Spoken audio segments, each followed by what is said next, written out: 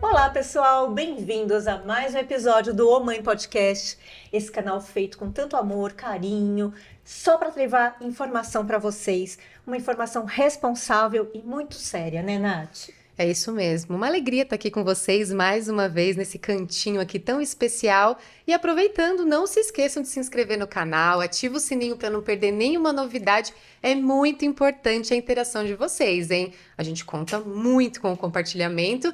E hoje a gente tem uma mulher muito maravilhosa aqui, né? Essa mulher, a Bel já falou muitas vezes dela e eu tive o prazer de conhecê-la. Hoje vamos, né, trocar bastante conversas aqui, tem bastante tema, né? Sim, com certeza. E a gente queria agradecer nossos parceiros, a Defo, Fernanda Diazer, um beijo, a Live Med e nossos parceiros que estão nos vestindo, né? É mesmo, a gente tá de Loren hoje, no lookinho aqui para receber nossa convidada. La Folie, olha isso, gente. É isso aí, a gente tem que estar à altura, que vocês vão ver essa mulher. Altura da convidada, né? Bom, olha só, gente. A moda, ela pode ser uma forma de expressão, mas também ela pode ser um grito de liberdade. Vocês concordam com isso? Hoje a gente vai falar sobre representatividade, autenticidade e o poder de influenciar sendo exatamente quem você é. Quem é essa mulher? Posso apresentar? Por favor. Por favor. Olha só, a nossa convidada é uma comunicadora, multifacetas, faz muitas coisas. Ela transforma a moda e beleza em ferramentas de inclusão. Ela é apresentadora do Times Brasil, licenciado exclusivo da CNBC.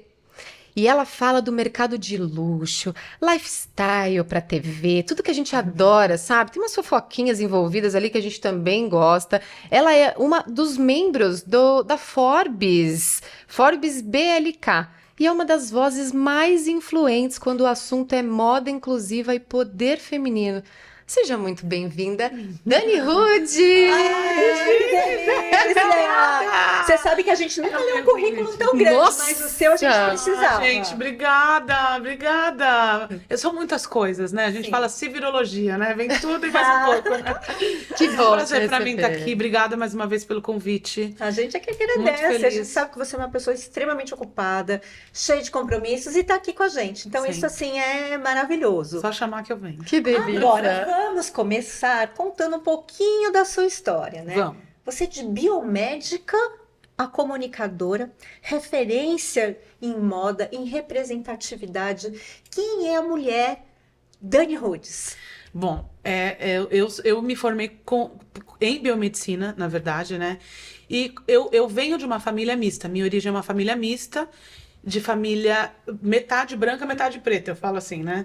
E a minha família de origem muito humilde, e eu sofri muita pressão, principalmente do lado da minha família preta, no sentido de, olha, a gente precisa ser alguém, senão a gente vai ser engolido. Uhum. E a minha avó, ela era muito matriarca, enfim, né? E a voz dela era lei.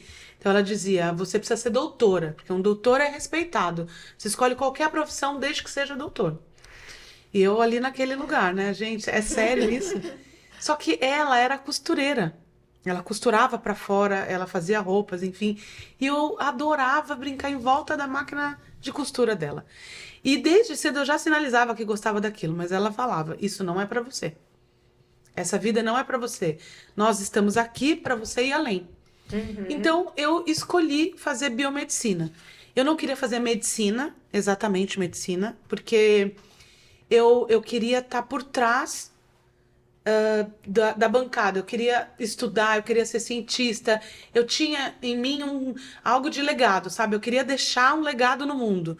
Então eu vou estudar biomedicina porque eu gosto da área da saúde, ela faz algo por alguém, eu tô atrás da bancada e ainda vou poder ajudar o próximo. E aí fiz biomedicina, estudei, foram 4 anos, estudei junto com medicina, inclusive, eu fiz em Mogi, me formei e trabalhei na área por muitos anos. Eu trabalhei 20 anos. Eu trabalhei no Fleury, no Einstein, na Promatre, Santa Joana e várias clínicas de estética também aqui em São Paulo. Fiz vários projetos muito legais, muito incríveis. E só que depois de um tempo na área, eu resolvi fazer uma migração de carreira. Eu resolvi fazer uma troca de carreira. Eu queria sair. Porque eu sofri muito preconceito na área da saúde. Então, desde que eu estudava, eu fui a única negra na minha sala. E aí eu fui trabalhar no mercado de trabalho, eu era a única mulher negra na minha área. E na época em que eu trabalhei no corporativo, não se falava em racismo, não se falava em racismo estrutural, racismo corporativo. A gente não tinha esse diálogo aberto e você não sabia nem pelo que você estava sendo impedida de se movimentar. E, obviamente, nesse lugar, como mulher preta e mulher gorda, eu fui muito acometida com relação a preconceitos que eu não sabia que eram preconceitos, porque eu não tinha letramento também. E isso me dava uma certa revolta, porque eu queria fazer mais, eu queria chegar mais longe, e eu não conseguia e não sabia por quê. E aí eu resolvi parar a minha carreira na área da saúde e falei, olha, eu acho que eu vou abrir um negócio, que eu acredito que eu consigo. Se eu consigo conquistar projetos para terceiros, se eu consigo ganhar dinheiro para outras pessoas, eu também consigo conquistar projetos, propósitos e trazer dinheiro para mim mesmo. Eu vou abrir um negócio, mas eu não sei o quê. E aí fiz um sabático para poder decidir. E nesse sabático, gente, muito sem querer, eu comecei a blogar para não pirar. Porque eu era workaholic, trabalhava muito e já estava 3 meses em casa, muito enfadonha, né, de não fazer nada já. Porque já tinha arrumado a vida, os guarda-roupas, a vida do filho. Quanto tempo falta pra acabar esse ano sabático, hein? Sabático, gente, porque eu já fiz tudo que eu tinha que fazer, entendeu? E aí eu falei, não, vou blogar pra não pirar. E eu comecei a falar do que eu adoro. Eu adoro falar de maquiagem e skincare. E eu sou colecionadora de maquiagens e de embalagens de skincare. Eu compro pela embalagem. Jura? Olha só o que a gente tava falando no episódio A gente anterior. trouxe aqui a Tati, eu não sei se você conhece da Abalô Cosméticos. Não conheço. Termo Cosméticos, gente. A gente estava falando exatamente desse assunto, desse tema, agora há pouco. Ai, a embalagem é linda, eu já vejo lá no meu banheiro, maravilhoso. Você é essa pessoa, então. Eu sou essa pessoa sumidíssima e eu tenho produtos que eu nem abri. Assim, que eu já comprei, vou falar uma marca, vai, Helena Rubinstein, não tem mais aqui no Brasil, né? Sim. Vendeu numa época muito passada e agora só no exterior, assim. Eu tenho embalagens maravilhosas do skincare premium deles, que eu não deixo ninguém tocar. Tá vencida, gente, porque eu comprei há muitos anos atrás, mas Vai é pra ficar ficar lá. lindo. Tá Ninguém linda, vai deixa usar. ela lá. Não né? usem nada vencido, tá? É só pra enfeitar a minha penteadeira. Então eu compro pelo visual ali daquilo, pelo prazer de ter aquilo ali na minha casa. E aí eu comecei a blogar no Blogspot. E o Blogspot naquela época você tinha pseudônimo pra blogar, você lembra? Aham, que você tem um apelidinho ali. Exatamente, e eu Verdade. não me mostrava, eu só falava que eu era Dani Rudes, ninguém me conhecia, porque no mundo corporativo eu era a doutora Daniele. Sim. Ninguém vai Ninguém pensar ia que essa saber. doutora Daniele É é a uma Dani Dani Rudes, Rudes. né, gente? E aí comecei a blogar para não pirar. Uma amiga minha da Mary Kay me convidou para dar uma aula de maquiagem para as consultoras dela. E eu falei, você tem certeza? Eu não sou uma maquiadora formada. E ela me disse, sim, a gente quer você aqui porque eu quero... Você se maquia bem e a ideia é você falar de como você faz isso em você. Para que elas aprendam a fazer isso nelas. Aí fui lá, só que Mary Kay não brinca, né, gente? Quando eu cheguei lá, tinha muitos fotógrafos. Super evento. Exatamente. E eu escondida, por quê? No corporativo, eu ouvi muito que eu tinha que usar preto, que eu era gorda, que eu tinha que me esconder, que, né, enfim, que eu tinha que emagrecer. E várias coisas. Ouvi de ser chamada e falar assim, olha, você organizou esse evento, mas você não precisa vir, tá? Porque, sabe, não pega bem pra gente, você aqui amanhã, gorda, somos uma clínica de estética, né? Vamos falar que a gente é incompetente, né? Então não precisa vir. Que absurdo. Nossa. Esse é um dos mais leves, Aham, tá? imagino. Então, eu acreditei nessas verdades. Sim. Eu acreditei que isso era real, que eu tinha que me esconder, que eu não era merecedora, que eu não precisava vestir outro tipo de roupa, outra cor. E eu me escondia, de fato. Além dos traumas de infância que a gente traz, Ah. até tinha que ter esses traumas pra ir junto, caminhar junto. Os Além. adquiridos, né? E aí, a Mary Kay tava cheia de fotógrafos, eu não me mostrava no meu blog. E eu fiquei desesperada. Gente, eles vão fazer foto de mim, vai aparecer nas redes sociais. De fato, colocaram no Facebook. Naquela época era timeline, não precisava aceitar para aparecer, vocês lembram? Aham. Aparecia automaticamente na timeline de um monte de gente. E aí, a partir desse dia, eu viralizei. Porque as pessoas queriam saber onde eu tinha encontrado a roupa que eu tava usando. Olha só. E aí eu Nem fiquei- foi pelo assunto que você tava, né? Não. Não foi pelo conteúdo, Não, mas nada. por ser quem você Não era. foi pela maquiagem, nem pelo skincare, nem por nada. Era a roupa que eu tava usando. E eu tinha uma dificuldade enorme pra comprar roupa, nunca encontrava. E aí aquela ficha começou a me cair. Peraí, essas pessoas têm a mesma dor que eu tenho. Se elas têm a mesma dor, tem outras como eu. Eu não tô sozinha. E aí eu comecei a pesquisar, conhecê-las melhor, pesquisar e descobrir o movimento Body Positive. E aí eu falei, caramba, olha isso daqui. O movimento Body Positive lá fora, ele tá há 110 anos na nossa frente. E ele já tem diretrizes muito mais robustas do que as nossas aqui.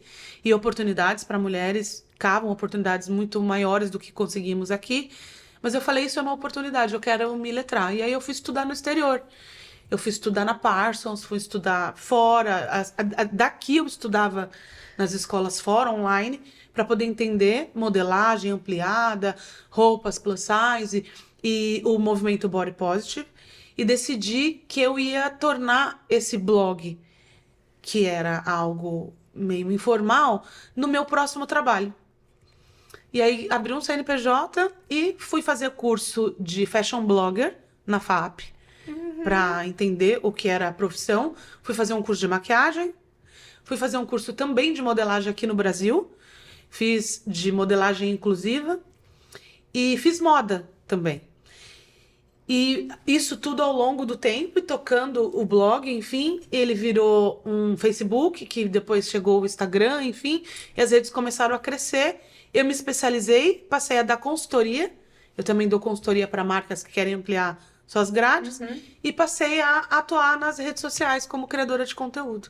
E acho que 5 anos depois dessa iniciativa, eu comecei a sair da bolha de body positive, de falar só como uma mulher gorda, para falar mais em rede nacional, enfim, estar em outras publicações, convidadas por revistas e tal. E aí o negócio emplacou e não parou mais. Que maravilhosa! Que história! Que história maravilhosa! E claro, né? A gente também quer saber quem é a Dani mãe. Ah, essa que quase Meu você não melhor fala, papel. Eu né? nunca falo nas minhas redes. Eu não falo porque ele não quer aparecer. Sim. Essa é a verdade, viu, gente? Porque meu filho é super low profile. Mas é meu melhor e maior papel na vida. Melhor coisa do mundo é ser mãe, né, gente? Que Eu coisa quis ser mãe, eu maravilhosa. planejei ser mãe. E o mais engraçado é que durante muito tempo eu não queria. Tá. Eu não queria ser mãe porque eu queria deslanchar na carreira. Então, sim, trabalhei, enfim, e busquei a minha carreira. E depois fui trabalhar em grandes hospitais e já estava mais consolidada ali, mais tranquila. E de repente, gente, bateu um relógio biológico. Foi de repente, assim, do nada. É agora, eu quero, eu preciso. Eu quero ser mãe. Eu preciso ser mãe. É como se eu tivesse acordado no dia seguinte, um sentimento tomou conta de mim que mudou um chip, sabe? Nossa, tá na hora de eu ser mãe, eu acho. Eu quero ser mãe, eu preciso ser mãe. Foi uma urgência. Hoje, talvez eu entenda que isso possa ter um cunho meio espiritual, meio religioso. Porque sim. depois que meu filho nasceu, meu pai faleceu 3 anos depois. E o sonho dele era ser vô. Então eu acho que foi meio que um aviso, assim, sabe? Olha, vamos fazer agora pra ele curtir? Sim, tá na hora. É, eu né? acredito. Eu Essa acredito é a hora. muito nesse Sim, recado, também, sabe? sim. E aí, vamos sair, vamos engravidar. E eu, casada na época, já tinha 5 anos de casada, tudo muito tranquilo, estabilizado. Eu falei, vamos. Ele falou, deixa eu pensar um pouco. Pensou, vamos. E aí tentei 1 ano, gente. Ah, você foi então uma, Eu fui uma mãe mãe tentante. É horrível esse sentimento de mãe tentante, né, gente? Mês a mês, a cada menstruação é um desespero. Eu menstruava e não era só eu que esperava a menstruação, era a família inteira, né? Porque tava todo mundo naquela expectativa. Exatamente, meu Deus, não foi esse mês. Ai, não foi esse mês, não foi esse mês. Foi 1 ano tentando. E claro que eu tomei algumas medicações, algumas vitaminas, óbvio, fiz alguns pequenos ajustes, nada muito agressivo. Até que a minha médica me disse: olha, Dani, temos 1 ano tentando, já temos aqui a possibilidade de procurar, talvez, um diagnóstico que te impeça de engravidar. Nós vamos começar a fazer os exames, porque a ideia aqui é a gente estimular essa ovulação. Ou estimular uma ovulação com fecundação natural, ou partir para a fertilização in vitro. Eu falei, tudo bem, eu topo. Ela falou, então você vai fazer esses exames e volta em 15 dias, e eu voltei grávida. Nem Mas- começou a fazer todo o processo. Mas você sabe que às vezes aquela coisa assim de você ficar pensando, eu preciso engravidar, preciso engravidar, preciso engravidar, eu tenho que engravidar. Isso causa um bloqueio no seu próprio organismo, Ela cara. falou pra mim, o estresse causa um aumento do cortisol, que Exatamente. desregula os hormônios. E ela falou, ó, você relaxou, o cortisol desceu, amor. Veio. Quando você falou, tem solução, calma lá, e aí... Respirou. Aí engravidei dessa coisa mais linda da minha vida. Qual que é o nome dele? João Vitor. João Vitor.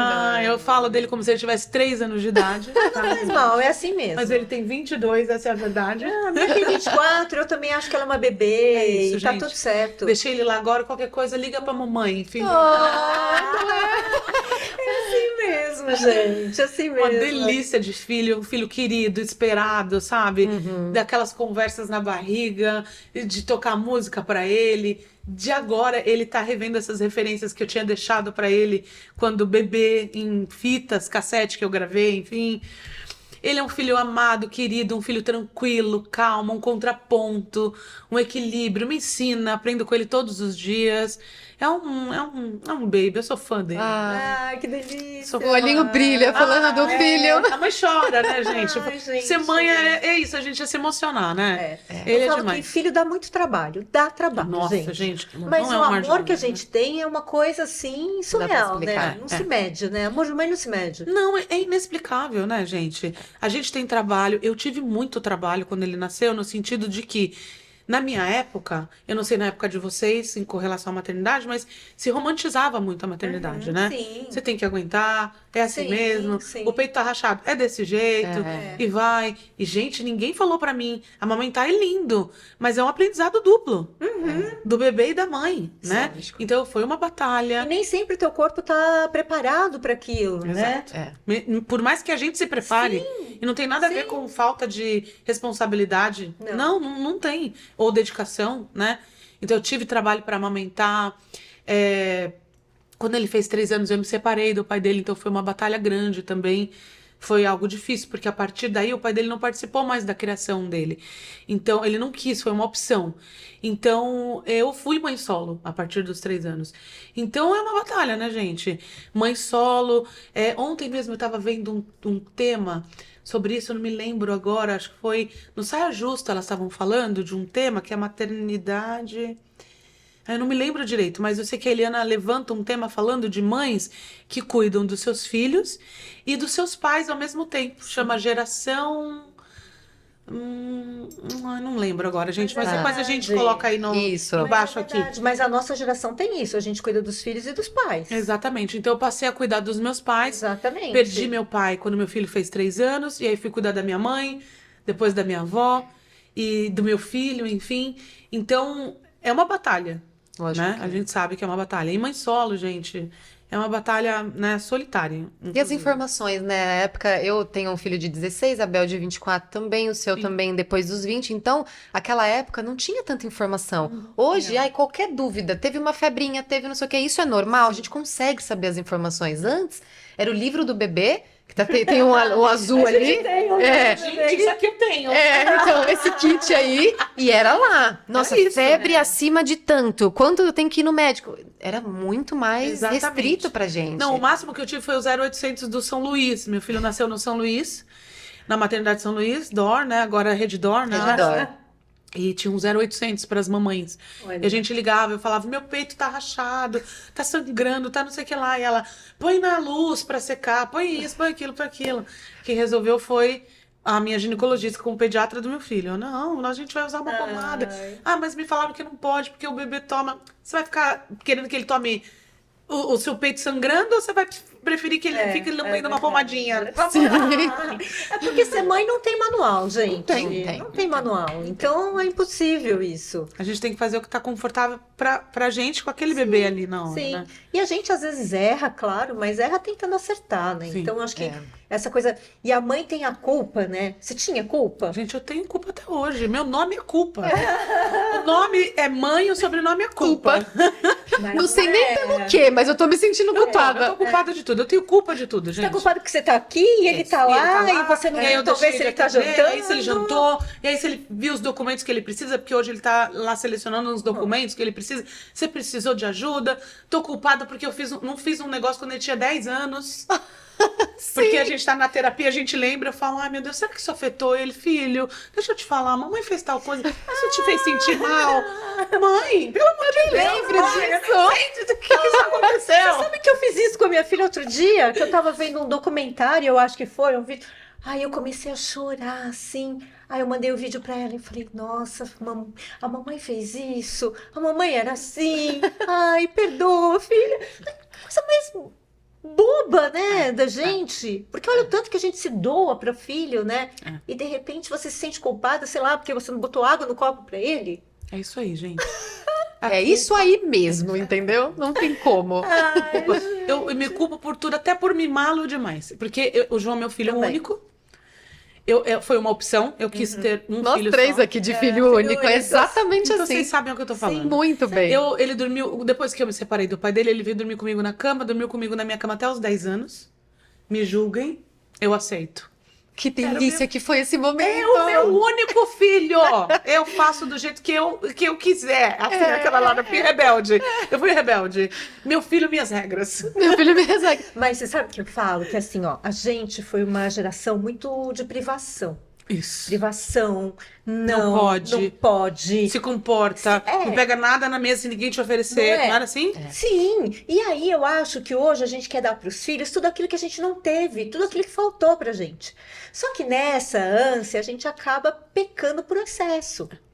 E isso eu falo que é toda uma geração, não é, É. minha filha, seu filho, Isso. seu filho. Não. É toda uma geração. Não, e a gente tem placa, Né? inclusive. Somos assim e Somos tá tudo assim, bem. tá tudo bem. A gente né? morre de culpa, mas a gente continua. Exatamente. Mas continua e penso assim, eu fico pensando que eu falo pra ela que eu tô com a síndrome do ninho vazio, que meu filho tem 16, nem pretende sair Tá até a começando esquina. agora, tá? Só pra te Começando. dizer, Nath, bem-vinda. Não termina agora. Vai ser uma longa jornada. Estamos com você. Que bom, que bom. Porque tem hora que eu fico assim, esse ano é o segundo ano do colegial. Aí eu fico, ai, o ano que vem ele é o último ano, eu não vou mais fazer o ovinho da manhã. Eu fico uma aspiração, aí eu falo, gente, eu tô mimando eu mesma, faço errado, porque pra mim não tá errado, tá? Eu amo fazer isso e já pra mim penso também no dia que eu não tiver mais pra fazer. Que aí ele já vai ter vida dele, vai fazer as coisas, eu vou ficar, ai, o ovinho das 6 horas da manhã, sofrendo, acordando. Eu queria continuar. Aí vem E olha a culpa culpa. lá, né? A culpa e o luto antes do tempo. Pronto. Isso é ser mãe, gente. Isso é ser mãe, e é maravilhoso, tá tudo bem, né? Isso, ô E mãe. aí? Mimei, dormiu comigo na cama até os 10, mimo mesmo, sabe? E eu tiro responsabilidade que era pra ser dele, sabe? Sim. Adio o trabalho, sabe? Ele tá trabalhando agora, né? Vai, né? Faz estágio, tá nos últimos anos da faculdade, enfim. Eu adiei esse momento, fiz campanha contra. Ai, Filho, ai, não, me fala porque eu tô a mamãe nessa. trabalha pra você não precisar trabalhar e estudar. Eu tive que fazer isso. Não é fácil. Eu quero que você não faça. Mas, mãe, eu quero trabalhar. Não, filho, não. Olha que Aí doideira. você tá sobrecarregado. É, Ele tá sobrecarregado. Ele dorme o dia inteiro, você tá sobrecarregado. Eu penso Pensa assim, o dia que melhor. ele acordar e tiver chovendo, e ele tiver com uma dorzinha de cabeça. Eu penso isso. Eu falei Como? pra ele que Vai ele pegar quer o metrô trabalhar. lotado? Não, filho, mamãe vai. É isso, vocês estão assistindo cenas de mães que mimam seus filhos. Pronto. Comenta aqui embaixo, você também é essa mãe? Muito Ai, bom. gente, não, falar de maternidade, a gente vai bater papo aqui até amanhã. Até. né? É isso aí. Fala uma coisa, Dani, olha, a TV, as redes sociais te colocaram num lugar de muita visibilidade. Você sabe disso, né? Agora E sim. o que significa pra você ser essa mulher preta, fora do padrão que eu falo, padrão estético, né? Falando sobre luxo e comportamento em rede nacional. Isso é uma loucura. Vamos falar que há 10 anos atrás, eu fiz uma transição de carreira porque eu fui oprimida no mercado de trabalho por ser esta pessoa. E hoje, ser esta pessoa na televisão, numa rede fechada e aberta, porque a nossa rede, ela é transmitida em canais por assinatura, mas também ela é uma rede pública, também Sim. está em canais abertos, está falando em rede nacional, com esse corpo, né, com essa cor, e para um mercado da qual eu não sou nativa, porque a minha família é de origem humilde, eu vim de uma origem humilde, eu sou uma mulher que ascendeu, mas que não nasci na classe da qual eu pertenço hoje. Isso é muito surreal para mim. Esse era um lugar que, com 3 anos de idade, foi me dito claramente: não é para você. A minha primeira desejo ou sonho no meio artístico era: eu quero ser uma Paquita da Xuxa. E claramente foi me dito pelos meus pais: não existe Paquitas pretas. Elas são loiras. Então isso não é pra você. Até em casa você ouvia, Não, que eu obviamente, em casa, né, claro, que é... Essa não vinha de casa. Sim. E esse recorte é importante. Por isso que eu explico que a minha família era metade preta, metade branca. A minha família branca não era letrada com relação ao racismo. E a preta também não. Então eu sofria o preconceito dentro de casa. Sim. Sofria racismo na escola. Eu voltava pra casa pra contar e eu escutava: é assim mesmo. E A não vida é assim mesmo. A gente né, tem que gente? engolir. Engole e segue. Seca esse choro e vai. Então eu passei por esse preconceito dentro de casa. E aí eu entendi muito cedo que a comunicação não era pra mim. Por isso eu fui pra trás da bancada. E quando eu fui pro blog, eu entendi que sim, eu tinha que comunicar. Eu tinha que falar sobre essa mulher, que é essa mulher que eu sou. Eu sou essa mulher não padrão, eu sou essa mulher com uma cor de pele que pertence à maioria dos brasileiros, mas que não é vista de uma forma positiva ainda, infelizmente, por todos no Brasil, enfim. E é nesse lugar que eu quero me sentir confortável. Porque a vida inteira as pessoas me disseram: você não pode estar confortável aí. Mas eu sou assim, eu nasci assim. Por que não estar confortável aqui?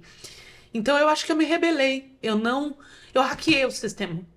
Eu não aceitei os rótulos que me colocaram. Eu não quero. Não, e você é uma mulher linda. Maravilhosa. Você é uma mulher linda. Você não é linda só por fora, você é linda por dentro, por fora. Você sabe? Obrigada. Você tem uma luz própria, Dani. Obrigada. É verdade. Sabe? E aí hoje tá podendo falar sobre isso na É TV. muito bom, não é? E levar essa minha herança de inclusão. Porque onde eu vou, eu levo a diversidade, a inclusão, enfim. É muito surreal pra mim. Eu acho que eu ainda não tenho a real dimensão da representatividade. Isso para outras meninas que me assistem, como eu fui. Eu não tive essa representatividade quando pequena. E, portanto, esses caminhos me foram fechados. Eu acho que eu não consigo ainda ter a real dimensão da representatividade para essas meninas. Mas eu sei que é importante, porque muitas outras de mim não vão mais passar pelo que eu passei, só pelo fato de eu estar lá. Ah, e é isso. E é isso. É muito importante seu lugar de fala. É muito importante. Você fala das jovens, né? Porque você foi um dia uma jovem que Sim. teve, infelizmente, que ouvir esse não, não faça, não vai, não lute. E hoje é tão bom, e a internet traz muito isso, de você ver que mães que passaram por isso que você passou, mas fortalecem as suas filhas. Vão sim, o seu cabelo é assim, você vai sim pra escola com ele, lindo pra cima.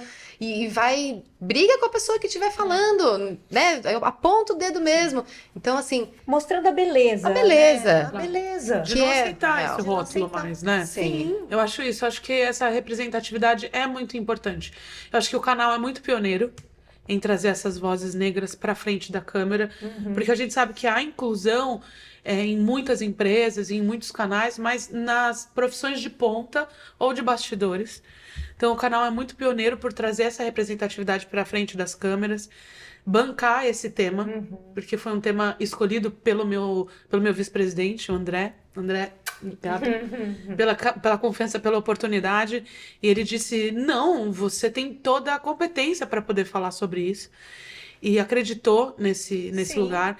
Então, o canal bancar isso e trazer isso como premissa eu acho que é uma mostra de para onde a gente está indo, para os rumos novos que a gente vem tomando, sabe? Isso é muito importante para a comunicação brasileira. Sim. Porque hoje eu vejo a TV Globo procurando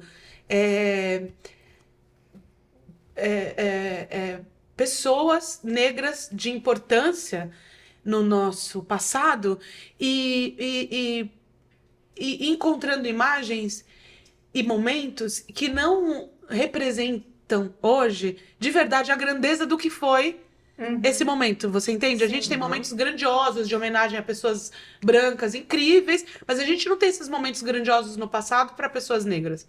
A gente está construindo isso agora na comunicação brasileira. Então é uma percepção recente de algo que a gente está deixando para gerações de hoje e para gerações futuras. Então, eu acho o canal muito visionário nesse lugar também, é uma oportunidade muito incrível e acho que a gente começa a virar uma chave de vez. A gente primeiro achou a chave, primeiro procurava a chave, aí achou a chave, pegou a chave, pôs a chave no buraco, agora a gente está virando. A porta vai abrir, sabe? Eu acho que esse momento está muito próximo. E a mídia, ela tem a obrigação de tomar a frente nisso. E eu me sinto nesse pelotão de frente agora, muito feliz e lisonjeada com isso.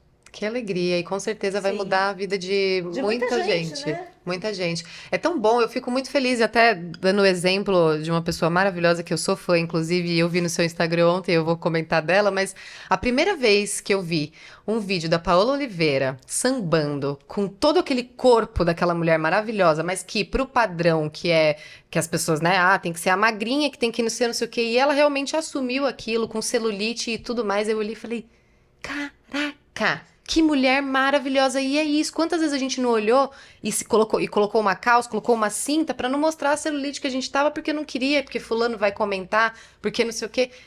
E é muito poderoso, porque ela é uma mulher também de fala, de, né, tá na mídia. Então a mulher falou assim, sou assim mesmo, esquece. A gente precisa de referências, sabe? Eu não é só assim, meninas que sejam pretas, não. Eu acho que para todo De mundo. todos, Porque, por exemplo, eu sou uma pessoa que, para mim, você é a Dani. Não importa se você É a Dani gorda ou magra. magra, preta, branca, asiática. Para mim é isso, porque eu sou assim, né? Mas eu às vezes falo, gente, por que isso? E aí eu entendo porque muitas pessoas não são assim. Sim. E não é só as pessoas, o mercado não é assim. E hoje eu vejo que você fala de muitas marcas, e eu gosto de olhar as marcas que você fala, Dani, por quê? Porque eu sei que você vai a fundo para saber quem é a marca, você não fala para qualquer marca. Sim. Porque tem muitas marcas hoje também que levantam bandeiras e que lá dentro não são assim. E não traduzem essa verdade. Não é? Né? Não tem essa essência dentro Então da a gente empresa. precisa de referências, sabe? Precisa de mulheres, principalmente, como referência, assim, como você. A gente Sim, precisa. e eu acho que toda mulher sofre algum tipo de pressão na sociedade. Ser mulher já é uma chancela, Sim. o corpo da mulher é uma outra chancela, o seu cabelo, a cor da sua pele, toda mulher sofre uma pressão estética. E eu acho que, de alguma maneira, para as mulheres mais gordas, e com uma construção de uma certa clareza com relação ao movimento body positive, para essa mulher, quando ela já é letrada, é um pouco mais fácil para ela entender, se assumir e afastar esses olhares dos outros. Para a mulher que é uma mulher magra, mas que sofre pressão estética, como a Paola, por exemplo, é muito difícil que ela não está em nenhuma caixa, né? Então, eu sei que a gente luta para não estar em nenhuma caixa. Mas quando a gente se iguala, quando a gente acha outros iguais, a gente se apoia, se fortalece. Sim. E ela não consegue se encaixar em nenhuma das caixas, né? A mulher magra, ela não consegue. Então, ela é comparada com outra mulher magra. Gente, que loucura isso é uma piração. Vamos parar. Uma mulher absolutamente normal, feliz, satisfeita com o seu corpo, ter que se colocar numa situação sobrenatural só porque está no ar, né? É muita loucura isso pra mim. Isso é muita loucura. E eu acho que falar sobre isso é uma pauta de todas. Não é uma pauta só da mulher gorda, uma pauta só da mulher não padrão, porque todas nós passamos por isso em algum momento da nossa vida. Com certeza. Eu tenho falado muito sobre menopausa agora, né? Tanto que eu fui estudar para ser palestrante para falar de menopausa. Porque eu acho que, assim, principalmente no mercado de trabalho, a gente, nossa, sofre uma pressão imensa, assim. A gente está achada de louca, incompetente. Imagina que aquela mulher quer ser CEO. Olha o estado dela. Tá na menopausa. Ixi, tem filho. Porque esquece. Sabe? E é isso vai para a maternidade também. A maioria das mulheres que voltam da licença maternidade são mandadas embora.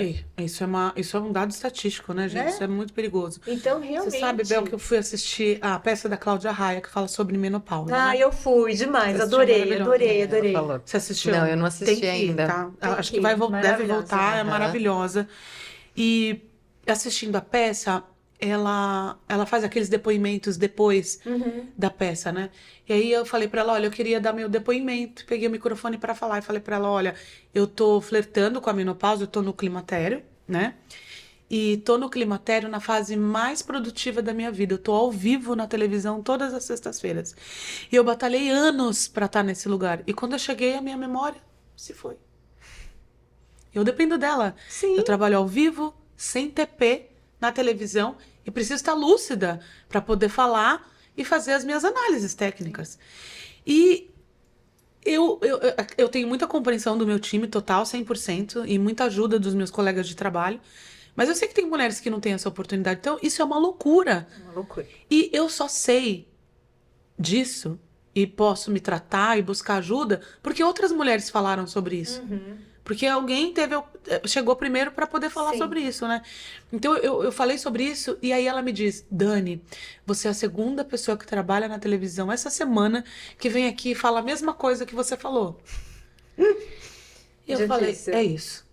É isso, assim. E tem esse recorte racial, né? A vida para mulher preta, ela acontece mais tarde. Sim. Essas mulheres pretas têm sucesso na carreira mais tarde que mulheres brancas. E quando ela chega lá, ela está na menopausa. Ninguém tá falando disso. Nossa, não é uma coisa que a gente pensa jamais. Ninguém Não. pensa nisso. Não. Essa mulher trabalha o dobro, ela tem que estudar quando adulta, depois que teve filhos, ela vai batalhar, ela se torna CEO, apresentadora, atriz, mais tarde. E aí, quando você tá no auge da carreira, vem essa avalanche, assim, e te joga pra baixo. Quem cuida da saúde dessas mulheres? Quem cuida da saúde mental desse recorte? Ninguém ainda fala sobre isso, é preciso a gente falar. Pouquíssimos, É. pouquíssimos. Que bom que a gente tá podendo falar Principalmente a saúde mental, né? Que eu Total. acho que. Acho não, é um dos problemas maiores que a gente tem hoje em dia é a questão da saúde mental e tudo, envolvendo todos esses outros pontos, né? aqui. Exatamente. Então é uma briga diária. E Dani, uma coisa, você fala muito sobre que a moda é ferramenta de inclusão, Sim. né? E, assim, na prática, como que você acha que isso pode abrir portas ou realmente fechar portas para as Tá. pessoas? Para uma pessoa de corpo diverso, de corpo não padrão, o avatar dela é como ela se apresenta. Fato. Há no imaginário da sociedade uma construção imagética de que uma pessoa de corpo não padrão ela é preguiçosa. E se ela é preguiçosa, ela é relaxada. E se ela é relaxada, ela não se cuida. Se ela não se cuida, ela se veste mal. E aí ela não consome maquiagem, ela não consome skincare. E isso é um imaginário completamente falho. Não é verdade, isso não existe.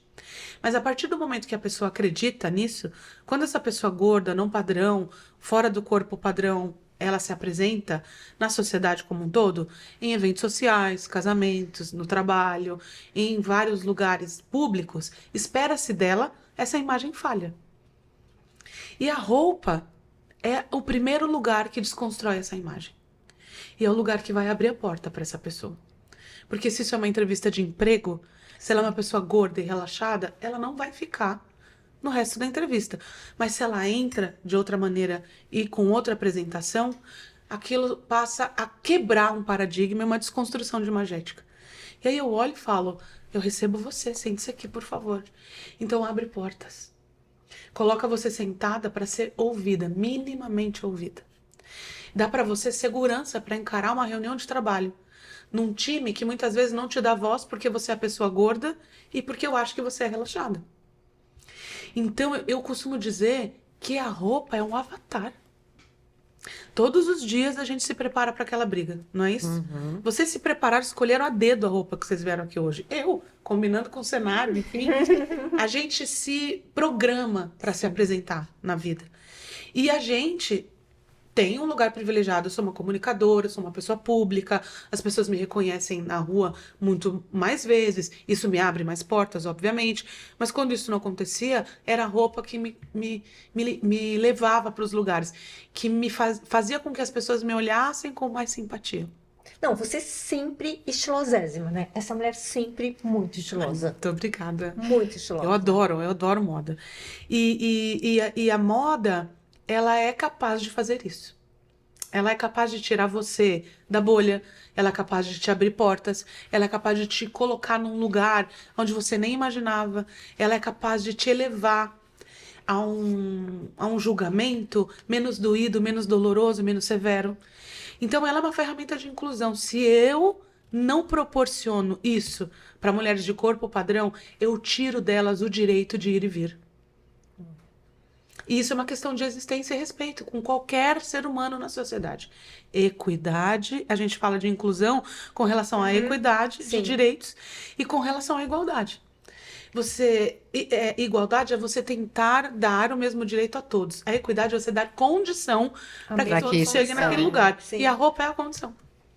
Ela não é só a igualdade. Ah, tá bom, eu te dou o direito assim como eu dou a você. Não, não, não, não. Eu preciso te dar a condição. Sim. Então, é por esse lugar, sabe? Então, eu acredito muito que a moda é uma ferramenta que muda vidas. E muda não só no mercado de trabalho ou na sociedade. Muda quando você vai se casar, muda numa depressão, muda quando você muda de corpo. Até numa menopausa, que as mulheres costumam trazer a queixa de que engordam mais ou não conseguem emagrecer. A roupa bem feita e bem colocada em você, ela te acalma, ela te acalenta. A gente escolhe um pijama para dormir, não escolhe? Fala, hoje eu quero um pijama quentinho, de malha, molinho, com um chazinho. Isso é um abraço, né? E você acha que a moda evoluiu? A moda avançou nesse sentido? Não. Infelizmente não. Aqui no Brasil a gente fala de um retrocesso, né? E esse retrocesso ele se dá por vários motivos, né? A gente vem vivido desde a pandemia uma grande crise, né, financeira mundial, isso é fato, todo mundo tentando se reerguer depois desse lugar.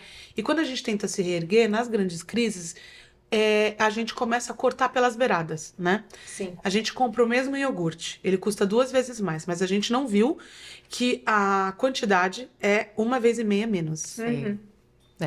A gente compra roupas, mas a gente não viu que eu não faço mais os tamanhos grandões e nem os pequenos. Eu só faço os médios para continuar existindo até depois da crise. E aí depois da crise eu penso na moda plus size. Porque a maioria da população é desse tamanho aqui. Então eu só vou fazer o que a maioria vai comprar. Mas você sabe que tá tendo um fenômeno, né? Já faz o quê? Uns 2 anos, mais ou menos, acho, que veio esse movimento de Nova York, dessa coisa do Mondial, nem era Mondial, do Ozempic. Do Ozempic, é o fenômeno Ozempic, né? Na moda. Sim. Que eles começaram a parar de fabricar tamanhos maiores, porque a pessoa, mesmo se ela não servisse num tamanho P, ela comprava o P porque ela falava, eu vou emagrecer com o Ozempic. Pra usar. E isso tá vindo, tá chegando no Brasil agora, né? Sim. Que as marcas também. A Bruna, dessa confecção que a gente tá usando, inclusive, ela falou assim, eu parei de vender tamanho G. Eu falei, mas porque você realmente não tem mais cliente tamanho G? Não, porque as pessoas estão comprando roupa menor e guardando porque elas acham que vão servir. Isso é péssimo, gente, para autoestima, é péssimo psicologicamente. Então, parece que realmente o que você falou é um retrocesso em todos os sentidos, né? Exatamente. Olha, eu vou te dar 2 caminhos para a era das canetas emagrecedoras, né? O primeiro caminho é o caminho positivo. Finalmente, a ciência olhou para corpos diversos. Como eu disse, há no imaginário popular e também havia no imaginário da medicina que pessoas gordas eram gordas porque não se esforçavam o suficiente para serem magras. E hoje é comprovado cientificamente que há pessoas geneticamente intencionadas para engordar e outras não. Isso é um fato. E tendo essa descoberta genética, a ciência, enfim, resolveu atuar para trazer ferramentas para isso. E ferramentas que são, como eu vou dizer, que são menos agressivas do que a gente tinha no passado. Não sei se vocês lembram de uma época em que vendia um remédio chamado Inibex. Aquilo era um veneno para as pessoas. Eu também, aquilo. Era uma loucura, era só o que tinha, era dopante, deixava as mulheres assim, trêmulas, um efeito sanfona, deixou muitas mulheres em depressão, uma loucura. Depois você voltava a engordar. Exatamente. Hoje a gente tem vias seguras de emagrecimento com as canetas emagrecedoras. Você atua na questão científica, na questão hormonal, no que falta geneticamente naquela mulher. Isso é muito bom porque mulheres que viveram a vida inteira, como eu, no efeito sanfona, sem entender por que engordavam, hoje conseguem descobrir esse motivo e conseguem avançar com mais excelência nessa pauta e com mais resultados positivos. A parte negativa é que o discurso gordofóbico, que ele sempre existiu, ele toma de assalto as canetas emagrecedoras como o vilão da história, como se ele fosse o grande vilão. E não é. As canetas emagrecedoras são ótimas e fazem muito bem para quem precisa delas. Mas para quem não precisa delas e tem um discurso midiático ou não gordofóbico, ela é a desculpa da vez. Então, olha, tô fazendo só P porque todo mundo vai emagrecer. Você consegue entender? Sim. Essa é a desculpa perfeita para a permeabilidade da gordofobia. Ela sempre existiu, ela era condenada pelo movimento body positive, mas agora ela tem um motivo, a caneta emagrecedora. Então, se a gente, enquanto mídia, enquanto sociedade, enquanto formadores de opinião, enquanto profissionais da área da saúde, continuarmos nesse discurso e ficarmos procurando um grande vilão para permear o discurso gordofóbico, a gente vai ladeira abaixo. Mas se a gente entender que retirar esse discurso gordofóbico dá para quem precisa a informação necessária para ela decidir tomo ou não essa caneta emagrecedora, Sim. e deixar com que as pessoas que não precisam tomar esse remédio tomem uma decisão mais responsável com relação a ele, as coisas se encaminham e vão para o seu eixo. Então, a gente está se aproveitando da era de caneta emagrecedora, e eu digo a gente como uma sociedade Sim, aqui, sim. das canetas emagrecedoras para estabelecer um discurso que sempre teve aí. Era só a desculpa que a gente precisava. Justificar pra padrões, justificar. né? Exatamente. É isso aí. Justificar padrões, né? E eu te digo que eu te dou uma experiência própria, tá? Há 3 anos atrás, quando saímos da pandemia, eu comecei a ter alguns desmaios. Eu pesava 150 quilos. Comecei a ter desmaios, passar mal. E aí comentei com a minha dermatologista que eu tava tendo esses desmaios e que eu queria procurar um médico, que eu não sabia que especialista procurar, se era um neuro, eu já tava pensando em coisas, né, enormes. Daí ela falou, não, a gente vai aqui do lado na minha colega endocrinologista. Eu falei, não pode ser nada, eu sou biomédica, eu faço medições e aferições de glicose, eu não tenho diabetes. Porque eu controlo, eu tenho diabetes da parte de pai e da parte de mãe, e eu faço exames com frequência. Ela falou, mas vamos lá. Cheguei lá, ela falou, Dani, você mediu a glicose, mas você também mediu a insulina? E eu, ai, falha, esqueci. Quando a gente faz a medição da insulina, eu tava com um início de resistência à insulina. E essa resistência à insulina não tratada vira um diabetes. Ela falou, você tem 2 opções. Uma, tomar o remédio para diabetes, assumir que ela vai chegar um dia e conviver com ela o resto da sua vida, ou a cura para diabetes. Você precisa emagrecer 10% do seu peso. É isso hoje o que a ciência tem para esse tipo de situação. Não é remédio que reverte nada. A reversão é você emagrecer 10 a 15% do seu peso. Porque aí você muda o seu padrão hormonal, muda outras questões e a gente consegue afastar. Falei pra ela, eu adoraria emagrecer, essa seria a minha escolha. Mas eu tento há anos e nunca consegui. Aí ela me fala, olha, tem as novas canetas emagrecedoras, tal. E imbuída das informações que eu lia na mídia, mesmo sendo uma biomédica, eu disse pra ela, de jeito nenhum. São péssimas. Essas canetas emagrecedoras estão fazendo mal pra todo mundo, emagrecendo todo mundo, sendo usadas de maneira irresponsável. Era só esse discurso que eu lia. Era só esse discurso que tinha nas mídias. Era só o discurso que eu comprava. E ela me disse, ó, me dá uma chance, você é biomédica, eu vou te dar uns artigos científicos. E a minha vida mudou. Quantas pessoas são biomédicas como eu e que vão ter a chance de virar essa chave? Sim. Quase nenhuma. Eu sou muito minoria. Então vocês entendem que eu comprei o discurso midiático? Sim. Quantas mulheres como eu estão comprando o discurso midiático nesse momento e repelindo o que talvez fizesse bem para elas, porque a gente está usando um discurso que a gente não deveria usar. A gente precisa parar para pensar. Com certeza. E olha, até voltando um pouco falando dessa questão da moda, né? Eu fui uma adolescente que tava bem gordinha na época, tinha muitas crises de ansiedade, separação dos pais, enfim, passei momentos muito difíceis. E eu lembro que eu tinha uma amiga que também era a mesma coisa. A gente às vezes ia até o shopping com as mães e não tinha nenhuma loja que tinha roupa pra gente. Não adiantava, era sempre aquele padrão, as lojas mais legais.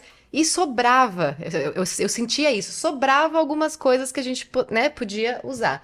E eu tive, logicamente, as mães de algumas amigas muito próximas que me acolheram nesse momento, né? Porque era muito difícil, eu chorava muito, era uma coisa que me doía, né? Isso. Então eu tinha muita compulsão. Então, por exemplo, até eu brinco, uma época eu comia 14 panquecas e eu tinha 12 anos de idade, então eu era muito novinha.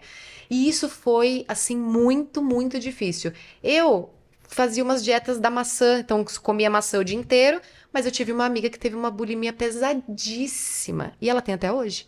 Que a gente depois se encontrou depois de muito tempo, e ela falou, eu ainda tenho, eu ainda sofro. Então, a questão do bullying levado à questão que não tem uma roupa pra você vestir bonita, é sempre uma coisa que sobrou, um pano pra você ir no aniversário de uma amiguinha. Então, isso foi assim, eu até arrepio, que senti tanto na pele, que quando voltava das férias, eu lembro que teve um episódio assim, o menino me desenhou assim antes das férias e assim depois das férias. Isso me abalou completamente, porque eu fiquei muito arrasada, assim, e até entender, eu não sabia o que que era. Eu achava que não gosta de mim, me xinga, faz isso, então assim, é tão triste, principalmente para as meninas, você foi falando, e eu fui guardando isso, falei, não, eu vou também comentar. Porque eu também passei por isso, foi muito difícil. E eu acho que eu só escolhi realmente perder peso e tudo porque eu sofria muito bullying, então pra mim era péssimo estar daquele jeito. Sim. Mas eu tive uma amiga que ficou muito mal, você vê, ela teve uma bulimia pesadíssima e podia ter levado à morte ou outras coisas do tipo. Então, assim, tem que tomar cuidado com isso, muito. A questão do bullying é muito... Poxa, pra nós, na verdade, né? Porque você vê, hoje eu vejo meu filho às vezes na escola e conversa, assim, ele é muito tranquilo em relação a todos os assuntos, não é um menino de bullying nem nada, e ele se dói pelos outros. Sim. Porque eu já contei muitas vezes essa história pra ele, falei, eu sofri muito bullying. E aí ele fica, por quê? Nossa, se fosse agora, eu ia pegar essas pessoas. Eu falo, pois é, filho, eu também sinto isso quando eu escuto a história de outra pessoa. Então, você falou, eu me emocionei e penso, pra que tudo isso? Somos pessoas, sabe? É muito mais a energia, quem nós somos por dentro. Eu acho que isso é muito cultural, não é? É cultural, é muito cultural. cultural. E você percebe como a roupa aqui é o nosso ponto de partida. Pois é. De novo, porque onde você se compara a seu amigo. Exatamente. Então, esse lugar de partida, a roupa, deu origem a transtornos alimentares seríssimos da sua amiga. O seu também foi seríssimo. Sim. Sorte que você, com a dieta da maçã, saiu desse lugar e pôde se reerguer, porque muitas outras não conseguem. Então, é muito cultural isso. É o discurso gordofóbico que permeia a estrutura. Eu costumo dizer que os preconceitos, o racismo, a gordofobia, o bullying e por aí vai, eles são o cimento da sociedade. A sociedade ela é feita de paredes e a gente tem os tijolos. E o cimento está entranhado no meio dos tijolos. E ele é sutil. Se ele não está lá, alguma coisa não se segura, mas outras coisas exageram, ou de alguma maneira a parede cai. Então, você percebe que ele está ali, alguma hora ele é necessário, usam dele como apoio, mas sem ele talvez a gente sobrevivesse super bem, com uma outra saída. Então, você percebe que ele é o cimento da sociedade. Ele não é claro, ele é sutil, mas ele está lá entranhado. Sim, e a gente precisa combater. Né? É isso, a gente precisa combater. E é engraçado, você vê como a moda é isso? Eu tô te contando essa pesquisa, sim, né? Que não é uma opinião minha, é uma pesquisa que tá lá, falando das canetas, referente à moda. Sim. Aí você pensa que, assim, ela teve esse problema referente à moda. Sim. Agora também me lembrei, lembra da Le Filó? Lembro. Era uma marca só para meninas que tinham a perna assim, ó. Não, gente, tinha a Planet Charm, vocês lembram? Lembro. Da Planet Charm, era uma marca para adolescentes. Eles tinham a calça deles. Vocês lembram? Cintura baixa. Sim. Era um negócio que eu não conseguia passar perto. Eu não conseguia entrar. Pacalolo, vocês lembram disso? Sim. Meu Deus do céu, gente, eu não conseguia. Sim. Nada, nunca usei, nunca. Então é muito louco como a moda tá permeando todos esses movimentos, né? Sim. Porque se ela tivesse, por exemplo, nessa época que eu estava, se tivesse uma roupa pra eu ir no aniversário me sentindo feliz e bem, poxa, ia diminuir muito esse estresse. Mas não, a minha amiga, que era minha melhor amiga, magrinha, lindinha, com o lookzinho, calça jeans e tal, pra mim não tinha nada. Então, assim, vou usar a roupa de quem? Aí usa da minha mãe, que é maior, que já aconteceu. Era assim. Então é isso. Nossa, eu lembro que essa época da Le Filó era muito essa sensação de pertencimento. Sim. As meninas descoladinhas usavam a blusinha de seda de alcinha, com a calça da Liu Filó, porque que tinha uma perna, a minha perna não entrava, tá? Que era desse tamanho. Sim. E quem não entrasse ali não fazia parte realmente desse Da meio. turma. É isso. Então é muito louco Aí você como a comprava a moda tem isso, revistinha, né? e a Capricho. Era só o padrão que era o que eles consideravam. Então é o olhinho claro, é a loirinha, é magrinho e tal. E você olhava e falava, nossa, não nem me quero encaixo. ter, porque eu não sou nenhuma Eu não dessas. entro aqui. Mas o pior de tudo, gente, que eu acho, que é aquilo que eu tava falando pra ela de marca. Sim. Até hoje, as marcas vendem um discurso Sim. e lá dentro elas não têm o mesmo discurso. Sim. E eu acho isso tão preocupante, sabe? Isso é Porque muito é só para o preocupante. inglês ver, cara. E é isso que eu te falo, é a condução da narrativa, né? De novo, é o cimento da sociedade, é a gordofobia sendo usada para mover o meu caminho e mover a opinião dos outros a respeito do que eu tô fazendo, né? Sim. É isso, eu acho que isso esse controle de narrativas ele já vem há muito tempo aqui, né? Por conta da colonização e toda a origem do nosso país, enfim, isso tem uma questão muito do controle de narrativas desde que a gente que se vê independente de Portugal, né? Então tem essa síndrome do que a gente fala do vira-lata que a gente tem, enfim, eu acho que vem tudo por aí. A gente aprendeu aí a fazer um controle de narrativa e hoje usa-se para tudo.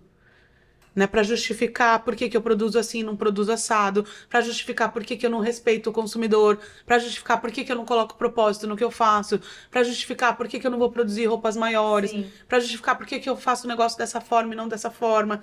Então é todo uma cultura de moldar as narrativas, né? Que eu acho que a gente precisa combater. Uma dúvida aqui, alguma marca já te procurou alguma vez? E quando ela começou a conversar com você, ela viu que aquele discurso dela não era o mesmo discurso que o seu? Várias. Eu tenho um crivo, né? A gente tem crivo, a gente tem pilares éticos. As marcas, para trabalharem comigo, elas precisam ter alguns pilares éticos de inclusão, de responsabilidade e também de aplicar esse discurso na prática. E se ela não passar em algum dos três crivos, ela não tá com a gente. É uma marca que não entra. Isso é um problema para mim, até para o meu comercial. Deixa eu mandar um beijo para Dani. Porque ela vai atrás da marca. Quando chega lá, que eu falo, a gente vai ter problema aqui. Não, mas... E olha, elas são testemunhas. Ela tá aqui, ó. Às vezes que ela insistiu, deu errado. Não deu? Deu. É porque às vezes eles acham que o discurso deles está perfeito. Exato. Só que daí quando você conta realmente o que é essa, né? Como você disse, essa narrativa que você tem, esse discurso que você tem, essa mensagem que você quer passar, eles se deparam com algo novo para eles. E eles falam, não, mas não era isso que eu queria. E vou te Sabe? falar, Bel, muitas marcas me contratam assim, ó. Sei que você é especialista plus size, tá? Me dá seu preço. Aí eu vou lá e falo, olha, o meu preço é tanto porque eu faço uma consultoria completa. E muitas marcas devolvem assim, ó, não, a gente já faz roupa, a gente já amplia a grade. Não, eu só preciso só de uma ajuda porque eu tô com problema no meu funil de venda, não tá vendendo como eu gostaria. Não entende, né? Da onde vem o problema? Aí eu falo, né? olha, eu preciso fazer um diagnóstico. E esse diagnóstico, eu não posso ser leviana. Eu imagino onde seja o seu problema, a sua questão, mas eu preciso fazer um diagnóstico para poder entender, para poder te contar como é que você vai chegar à conclusão e ao seu objetivo. Não, mas vai ser rápido, não precisa de tantas horas assim de consultoria. É só um assim, negócio. Eu acho, né? Quer cuidar quer tratar o sintoma, mas não a causa, Aí né? você chega lá, a cultura totalmente fora, os objetivos, propósito, técnica também, tem muita questão técnica de modelagem, ampliação, conhecimento. Esses profissionais não sabem onde buscar. Você ainda dá consultoria, Dani? Poucas, mas dou. Faço consultoria. Hoje eu tenho feito mais consultoria para as marcas parceiras minhas com quem eu lanço coleções, né? Então, eu vou lançar uma coleção o ano que vem com a Bella Curves. Era para ser esse ano, mas ela teve umas questões estruturais, ela mudou de loja, ampliou, linda, maravilhosa, cresceu, gigante. E aí a gente adiou pro ano que vem. E agora a gente acabou de fazer uma parceria com o Liz, onde ampliamos a grade dos sutiãs deles em 4 números, 3 ou 4 números a mais, enfim. E para taças de mulheres tamanho até 56. A Liz fazia já sutiãs maiores. E quando eu cheguei lá, a gente disse, olha, pode melhorar. Pode melhorar. E eles, com os ouvidos abertos, Sim. atentos, e falaram, sim, podemos melhorar, vamos trabalhar a 4 mãos. E aí aceitaram esse posicionamento, essa minha expertise, esse meu conhecimento, para agregar, ao invés de dizer, não, a Sim. gente já faz, a gente já sabe tudo. E a maioria das marcas falam isso para mim, a gente já faz, a gente já sabe tudo, eu vendo até o 46, já tá tudo certo. E é uma questão também de conforto, é uma questão fisiológica do corpo, né? é. Quando você fala então em sutiã, tem todo, você tem que sustentar, tem a coluna, tem o Não peito, pode é apertar, muita tem que deixar coisa. confortável na sua pele, Sim. né? E a Liz Lingerie, ela abraçou esse projeto, sabe? Um beijo pro time Liz, fazendo meus jabás aqui, hein, gente? Me Pode desculpa. fazer todos que você quiser. Fita.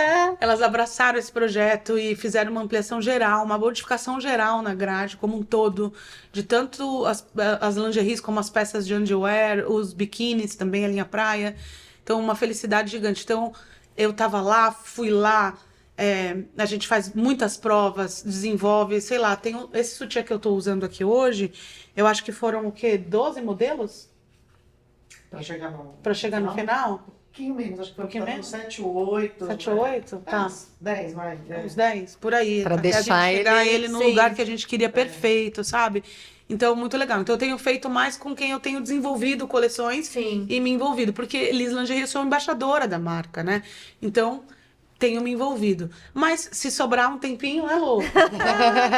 Precisa sobrar esse tempo, Tem que sobrar tempo. gente? Mas que maravilhoso, é muito bom saber disso, né? Que tem marcas que estão olhando pra isso e que você, né, como uma influencer mesmo, mostra isso, porque, infelizmente, esses dias até vi, não vou citar o nome de quem é, mas eu vi uma muito famosa influencer, que era plus size e aí com a canetinha acabou emagrecendo, fez uma nova coleção, mas ela não tem o plus size na nova coleção. Aí eu vi nos comentários a galera realmente apavorando essa pessoa e falando: você sempre levantou a bandeira do plus size e agora que você pode ter esse lugar de fala, você monta uma marca e não põe, só põe até o G? A galera tá de chavando. E, inclusive, eu fui uma das pessoas que comentei muito mal, porque assim, poxa vida, você tá levantando que bandeira então, agora que você emagreceu, agora não. Então esquece, agora plus size não precisa Aquilo lá, mais. pra mim, era só um lugar onde eu queria me apoiar, né? E onde ela cresceu. Exatamente. E eu vou te falar uma Sim. coisa, sabe, Nath? Muitas pessoas que estavam dentro da influência e da Economy Creator, falando de body positive, não tinham um letramento real, de fato. Olha lá. Tá Você vendo lembra só? da época daqueles desfiles plus size? Lembro. Nossa, eu produzi muito desfile. E E eu vi tanta coisa que eu falava, como pode? É isso aí. E você sabe que muito dessa economia de moda plus size, ela foi gerada e foi muito amplificada por conta dos criadores de conteúdo e das criadoras de conteúdo de body positive e por conta do Pop Plus, que é uma feira de moda plus Sim, size. conheço. E incentivou muitos produtores autorais a colocarem a mão na massa.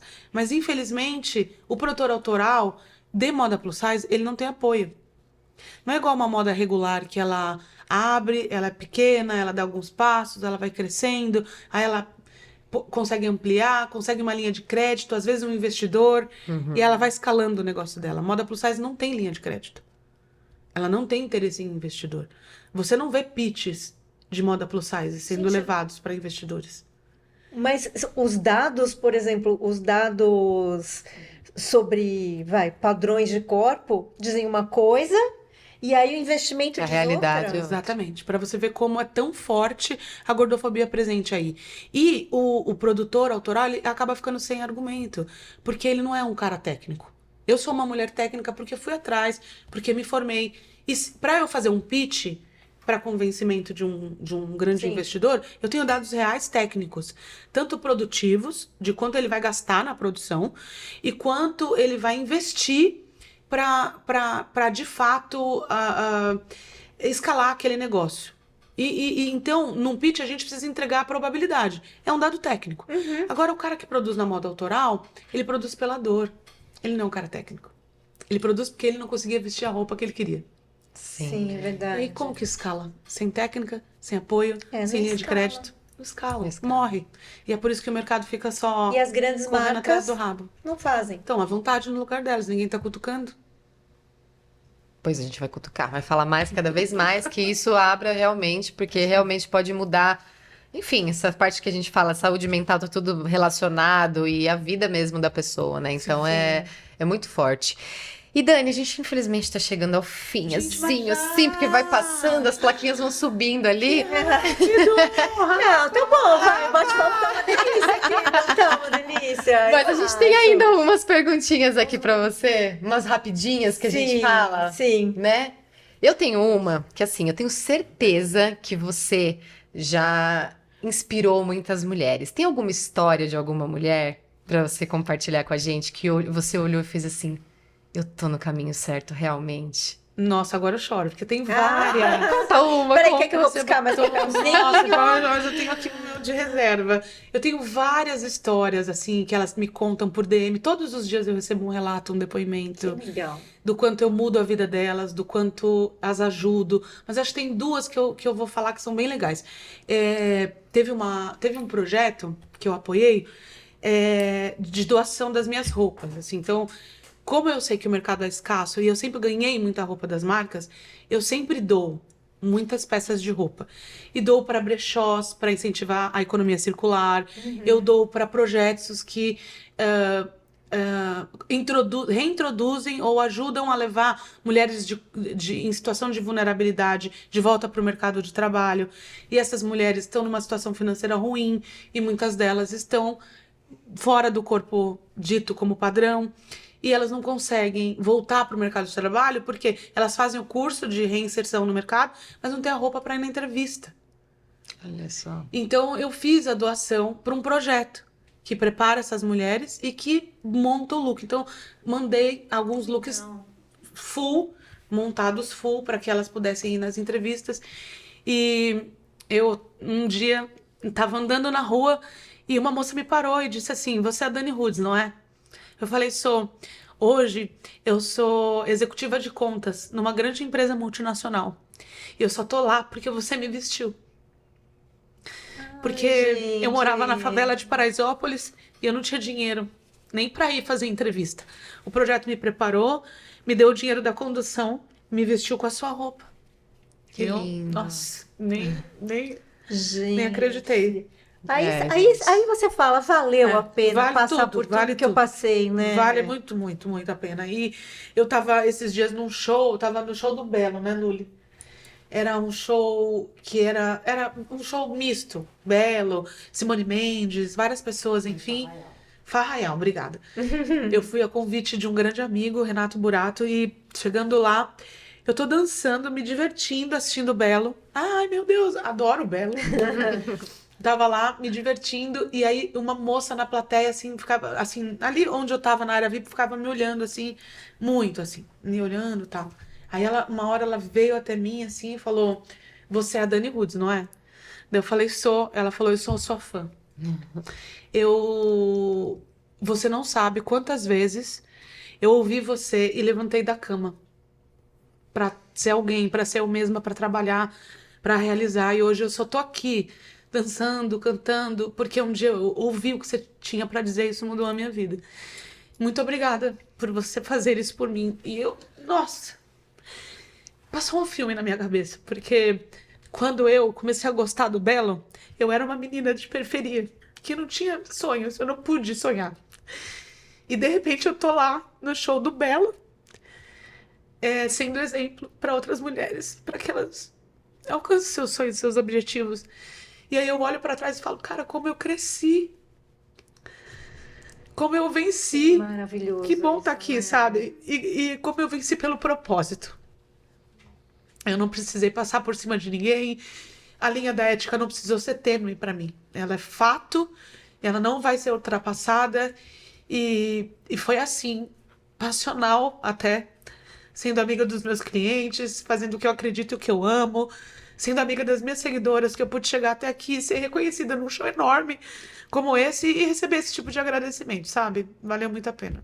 Ai, que obrigada, Dani, por maravilhoso, compartilhar isso que com a gente. maravilhoso. Muito Gente, bom. quando a gente fala de criador de conteúdo, de influência, a gente fala sobre isso, gente. Não é, sabe, é sobre ter conteúdo. Eu acho que assim, se rede social vai continuar, ela tem que continuar com conteúdo, gente. Ela tem que continuar para fazer sentido para o outro. E com responsabilidade, Não é? né, do que a gente fala, Com né? responsabilidade. Eu falo, muita gente fala, conta suas experiências pessoais, e isso é muito válido, mas precisa ficar bem claro que é sobre a sua ótica pessoal. Porque tornar aquilo, às vezes, até trazer aquilo como regra, sendo que aquilo tecnicamente não tem nenhum fundamento, é muito perigoso. Muito. A gente É precisa verdade. tomar muito cuidado. Muito. Isso, meu time, eu pego muito no pé. Eu falo, tudo tem que ser checado. Qual é a fonte? Isso é verdadeiro? Essa fonte é confiável? Eu posso acreditar mesmo nisso? Porque essa responsabilidade, gente, eu não quero pra mim. De carregar uma fake news, levar um dado que não é verdadeiro, sabe? De levar uma informação que às vezes possa afetar a vida da outra pessoa ali que tá me ouvindo. E do outro lado. afeta. Com certeza, Claro que afeta. afeta. Do mesmo jeito que você levanta, você pode Sim. derrubar. Exatamente. Sim. É, por aí. A gente se inspirar. Eu falo que a internet ela é maravilhosa para muita coisa, mas tem muita desinformação e tem Tem. muita coisa ruim. A gente Muita tem que coisa. tomar cuidado. Tem que tomar cuidado, porque às vezes a pessoa ela regride assim muito por conta de uma influência, de uma pessoa que ela tá vendo ali, quer copiar, né, quer se inspirar. Então vocês, né, a gente também que passa informações, tem que saber o que você tá passando de informações, né? Tem que realmente fazer um filtro, É. né? Bom, vamos pro nosso bloco final e falando em influência, Sim. uma mulher, fala pra gente uma mulher que te inspira, 100% real. Glória Maria me inspira demais. Foi uma mulher que fez o que eu sempre quis fazer de um outro jeito, por vias mais tortas, mas foi lá e fez. Ela me inspira. Me inspira com relação à vida pessoal, me inspira com relação à alegria de viver, ao profissionalismo, a mãe que ela foi. Então ela me inspira muito.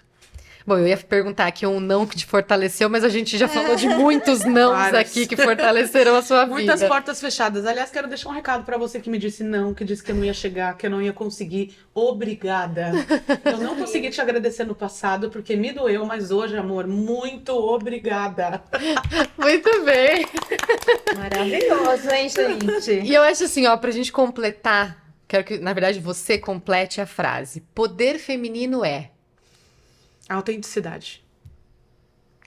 autenticidade. Autenticidade, porque começa tudo aí. Você ser autêntico e ser quem você é, na sua pele, estar à vontade na sua pele, na sua carne, no seu corpo, é o melhor passaporte para você conseguir ir além. Porque enquanto você tá segura de si, assume, é autêntico, entende isso e se valoriza, você se abraça, se acalenta, se fortalece e realiza. Você tá mais forte para realizar. Hoje você tá feliz. Feliz, autêntica. Autêntica. Ai, gente, dá pra ver nos olhos dela. Dá, né, dá. gente? Ai, eu chorando de novo. E o tanto que Olha, você eu se sabia que eu ia emocionou. chorar. Bom, mas agora temos o momento Mimimei. É. Na verdade é Time Mar! Mimimei. A gente tem Quero. aqui, olha só, a gente tem uma parceira que é a Defo. Que lindo. Isso. E ela tá lançando Essa uma aqui. linha de tratamento capilar incrível. Tá. De verdade, seu cabelo tá lindo, mas vai Muito ficar obrigada. mais Vai ficar lindo muito mais, ainda. gente, meu Deus, Olha olha lá. isso. Tem um shampoo com todos de Ai, nanotecnologia. Jura? Tem Gente, que um embalagem corte rica, capilar. Defo. E ela Olha tá isso. fazendo esse Tô tratamento. fazendo, e tô tá amando, Tá tô gostando? no 6º mês agora do processo É um todo. É o cronograma. cronograma. Sim. Gente, obrigada, meninas. Imagina. Amei. Defo, muito Olha obrigada. Achei a embalagem rica. Tem nanotecnologia. E olha só. Vocês lembram que eu compro pela embalagem, né? Olha lá, ela vai guardar, hein, Fê? Vai guardar. Ah, vocês estão lembrando, né? Mas isso eu não vou guardar, vou usar. E olha só, se você quiser fazer uma sauna ozonizada, que é a coisa Tá. mais gostosa do mundo, você pode ligar lá e marcar. Isso. E Ai, também a obrigada, Fernanda gente. Dias vai te receber com o maior amor, maior carinho. Nossa, muito obrigada, gente. Que chique. Que delícia, pra você Chique. ficar lá se mimando. Falei, Isso eu é mereço luxo, estar gente. aqui. Isso é luxo. É. Mas você merece, né? Ah, Merece. Você obrigada. merece muito mais, mas você merece. Ah, mas a Muito gente bom, começa ser aqui. mimada, né? é isso. E Dani, pra gente finalizar, deixa uma mensagem pra essa mulher aí que tá naquele lugar que a gente já esteve lá no passado. Ouça as vozes da sua cabeça. Eu acho que eu ouvi muita coisa que eu não queria de fora, mas muitas vozes se formaram a partir disso. Eu deixei que outras vozes se transformassem em fantasmas em mim, sabe? Então eu acho que você precisa ouvir as vozes da sua cabeça para entender se isso é realmente o que vem de você ou o que você está ouvindo e replicando. Porque aí quando você faz esse filtro, você consegue se colocar num lugar de mais libertação. Você é mais acolhedora com você mesma. E você consegue se perceber melhor para você poder formular até uma opinião e tomar uma atitude na vida, seguir em frente ou escolher um caminho, sabe? Eu acho que é isso. Eu acho que é fazer um filtro das vozes da sua cabeça, principalmente para mulheres, que são muito julgadas, sabe? Sim. Então eu queria deixar essa mensagem hoje aqui, porque eu acho que isso pode mudar, sabe? O status quo de uma situação vivida, de uma decisão que você tem que tomar, ou de um estado que você esteja, uma mudança de carreira, quem sabe, uma decisão de ser ou não ser mãe, né? Deixar aquele boy lixo. Isso aí. Deixa suas redes também, para Vou as deixar pessoas fazer poderem... meu jabá, né, Por gente? favor. Sim, por favor. @DaniRudes, você me encontra no Instagram, no TikTok, no YouTube, enfim, em todos os meus canais. E na TV, Times Brasil, licenciado CNBC. Na rede do Times, @Times Brasil, lá você encontra todos os canais que você pode nos assistir e ao vivo no YouTube, também no canal do Times. Tem lá toda a programação, toda sexta-feira, das 14 às 16, ao vivo no Fast Money. Eu tô lá falando de luxo e lifestyle.